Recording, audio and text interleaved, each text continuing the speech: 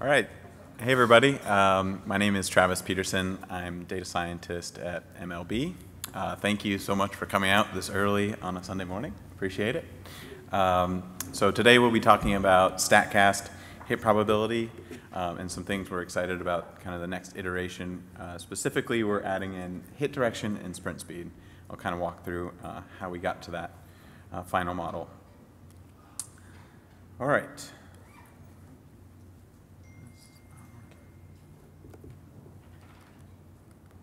Okay, so what is Statcast Hit Probability? It was rolled out last year. It uses exit velocity and launch angle to predict the probability of being a hit. It is based on a lot of great research by Tom Tango. We have here kind of a breakdown of batted balls, but it's also an important thing to note is that we're trying to strip out context. We're not taking into account ballpark factors. We're not taking into account defensive positioning in the current model. So how does it perform?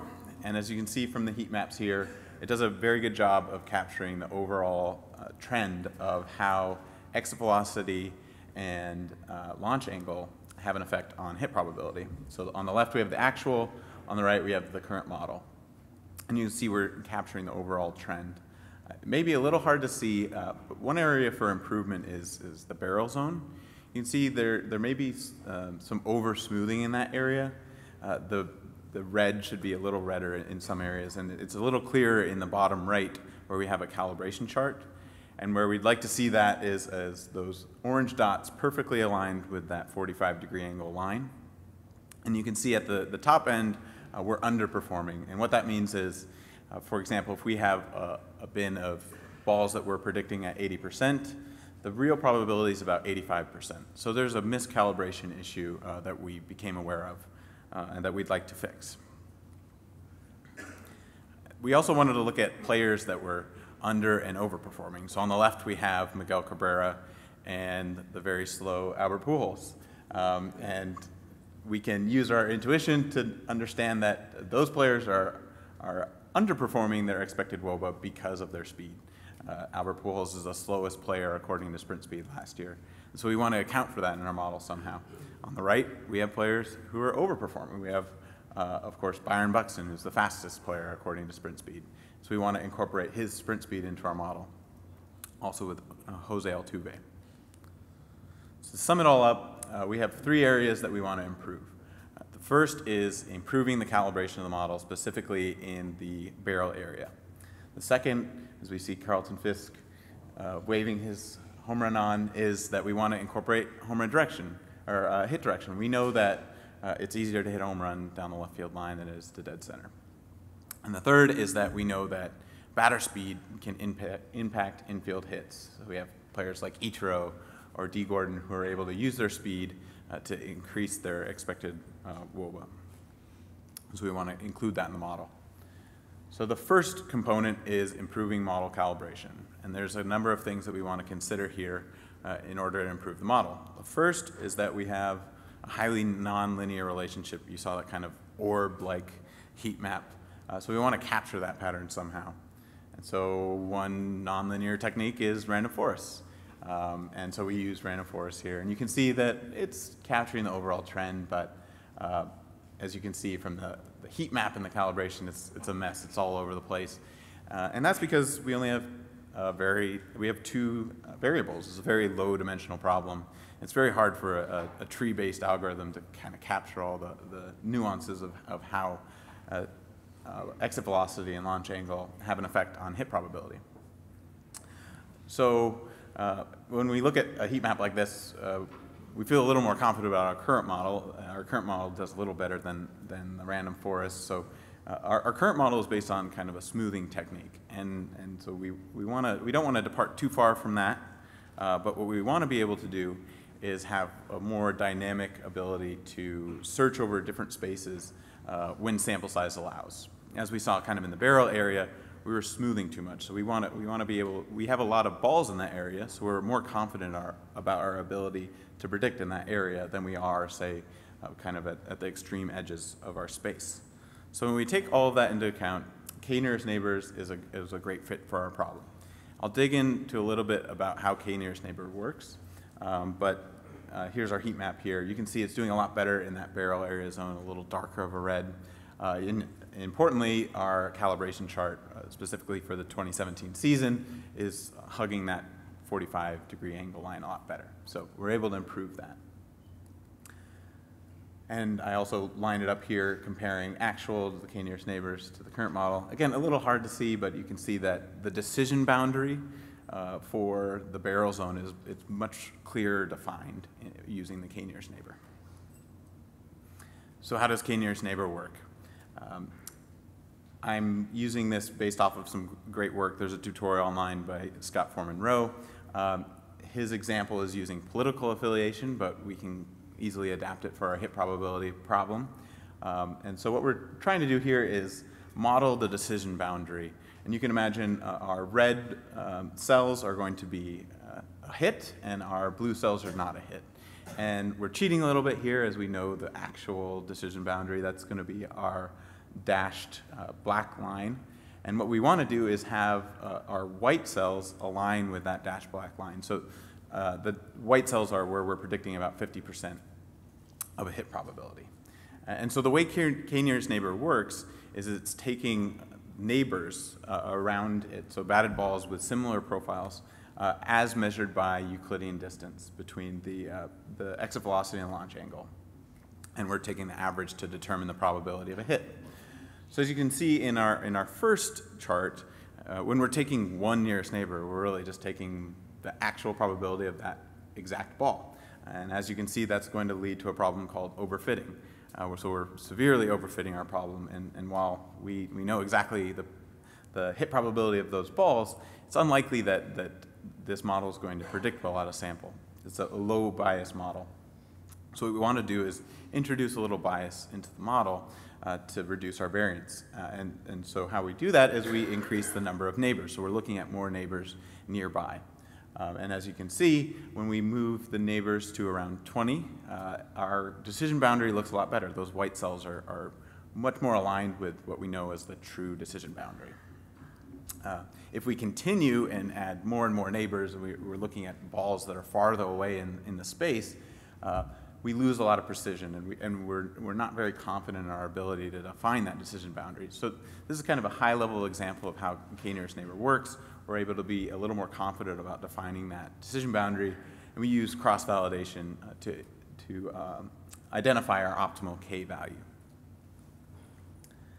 So moving on from the model calibration, our second component is the hit direction. And before we dig into the modeling, we wanted to look at whether or not batters have the ability to change their spray or hit direction to improve their outcomes. And a great example of this, and a lot of people have heard the example of David Ortiz batting against the shift.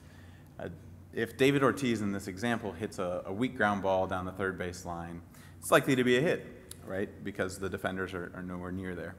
However, if someone else hits a weak ground ball down the third base line, do we want to give that hitter less credit when they're batting against the standard defensive alignment?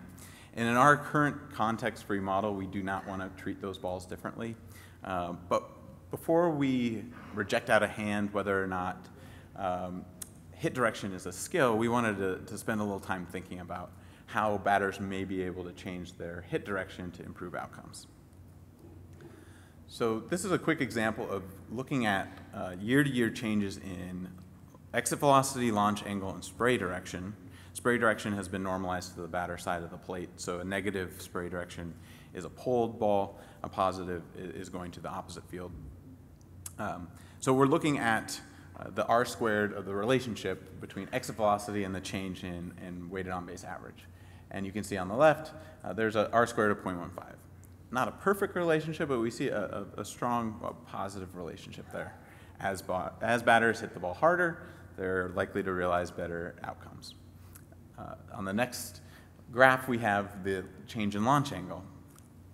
In this example, we have a lot less obvious of a positive relationship. There is one. Likely, players have kind of, as the diamond case examples showed us, have kind of optimal launch angles. It's not a linear relationship. When we move to the spray direction, that relationship more or less disappears. There doesn't appear to be any sort of positive or negative relationship for batters to have the ability to change their outcomes, at least at the season level.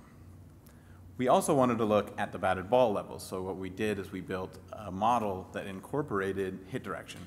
And we compared that model to our launch angle and exit velocity model, the two variable model.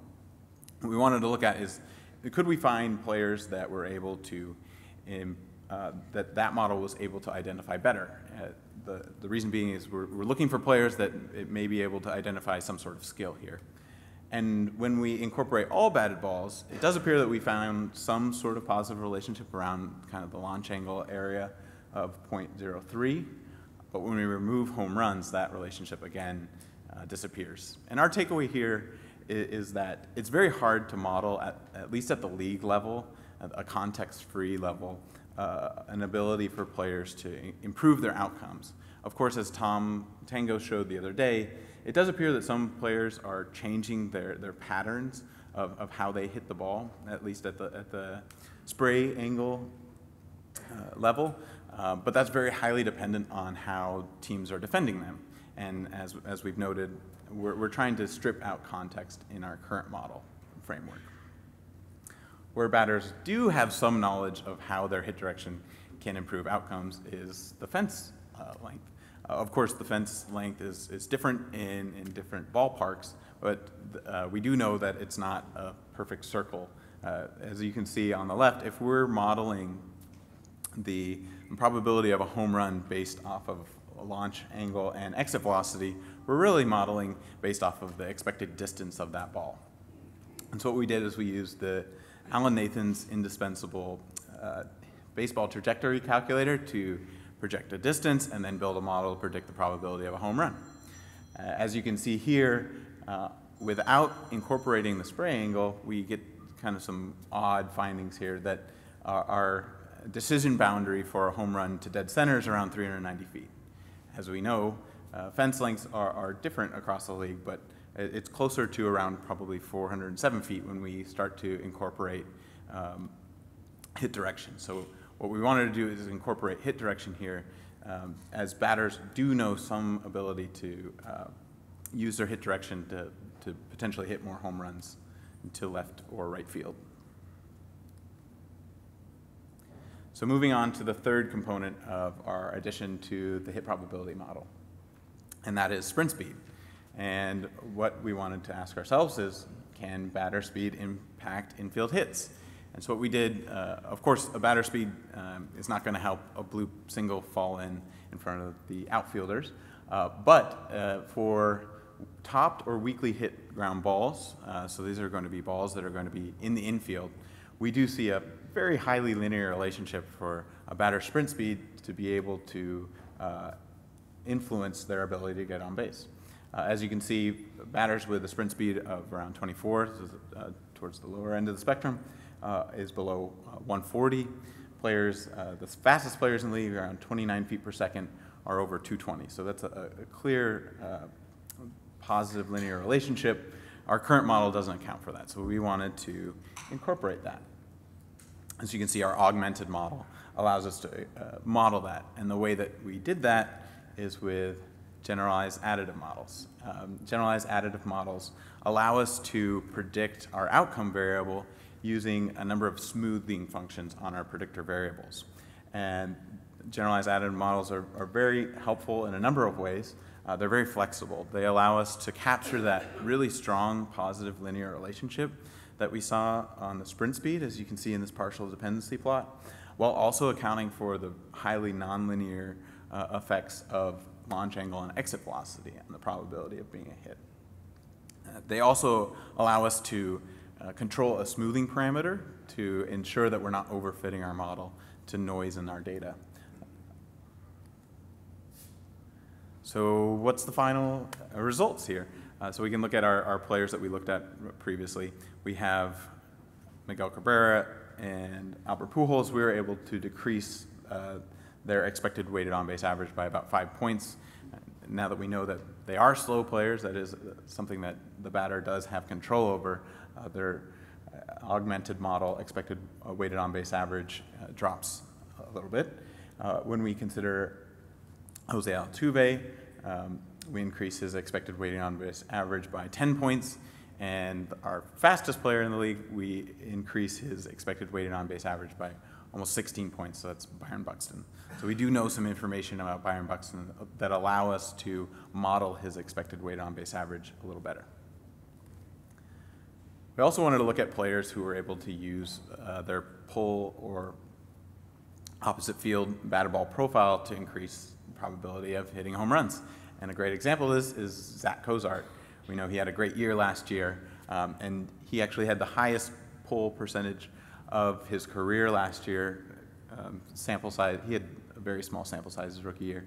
But you can see, using Baseball Savant, we can see his scatter plot of his home runs. You can see he's pulling all of these. And because our model now knows that he's pulling the ball, he's more likely to hit a home run on those sorts of batted balls. So we're able to increase his expected weighted on-base average by about 9 points. Another great example of this is Didi Gregorius. He takes a lot of advantage of the short porch in Yankee Stadium. We're able to increase his expected weighted on-base average by about 5 points.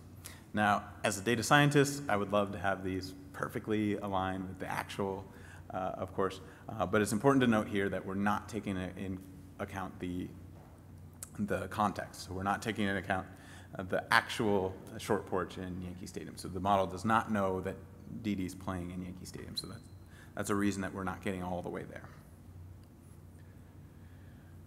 So next steps. We're planning on rolling this out before opening day, so we're very excited about that.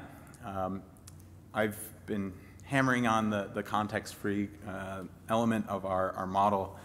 We would like to eventually start looking into context-dependent statistics so that we're able to start explaining players that are able to, how they bat against the shift, things of that nature, how much Didi Gregorius is taking advantage of playing in Yankee Stadium.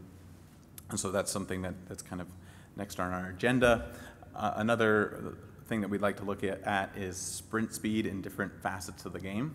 So we're looking at things like sprint speed in the outfield, or in this chart, this is the sprint speed for players running to first on ground balls.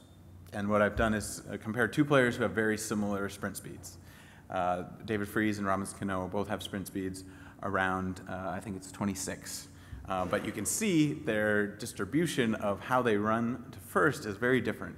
You can see that David Freese is running significantly harder to first, whereas Robinson Cano has slightly different distribution.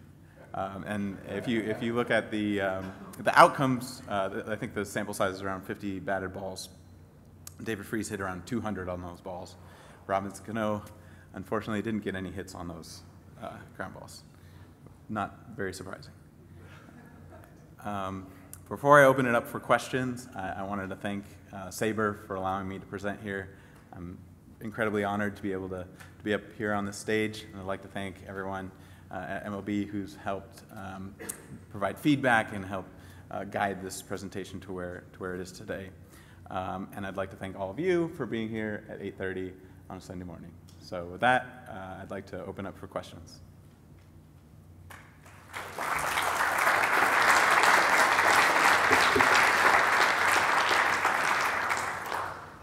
Hi, very cool stuff.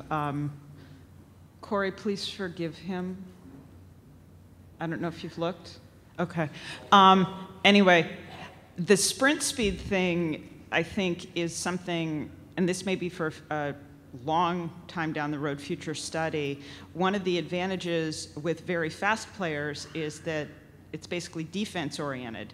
You can throw off the defense if you're really, booking it. And so it might be interesting to look at if there is some correlation, or almost, I don't know if you'd see two bins maybe, looking at exchange time or transfer time with fielding. Does the guy bobble the ball because he's hurrying to throw, or the extent to which, I don't know if you guys are working on throw accuracy, but that would also be another one, because it might be an error. Errors would be the easiest, but then obviously it's not going to go down as a hit, it would go down as an error. And I mean, of course, that's, you see where I'm going Yeah, with no, this. I think that's a great Yeah. question. And it gets kind of the context, which we would love to start getting into, and it's definitely on Yeah. our agenda. I'm a Mariners fan, so I love Ichiro Suzuki. I've seen a number of times where he's making the fielder rush the throw. Yep. So that's definitely a skill. Another one is D. Gordon. Right.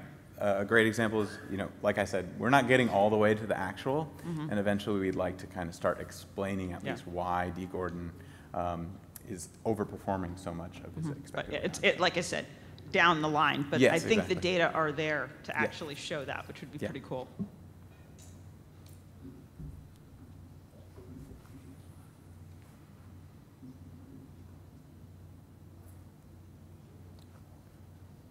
Any other questions?